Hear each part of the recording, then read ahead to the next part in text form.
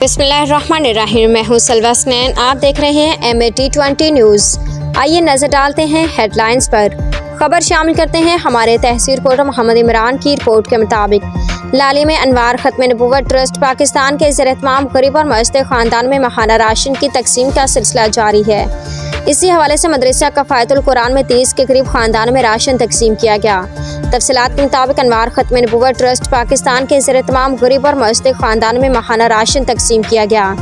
इस मौके पर चेयरमैन अनवार खत्म नबूवत ट्रस्ट पाकिस्तान हज़रत मौलाना मोहम्मद रफ़ीक नफीसी 30 के करीब गरीब और मजदूर ख़ानदानों में राशन तकसीम किया। इस मौके पर उन्होंने ख़वातीन से खिताब करते हुए कहा कि कादियानी हमारे ईमान और इज़्ज़तों पर डाका डाल रहे हैं।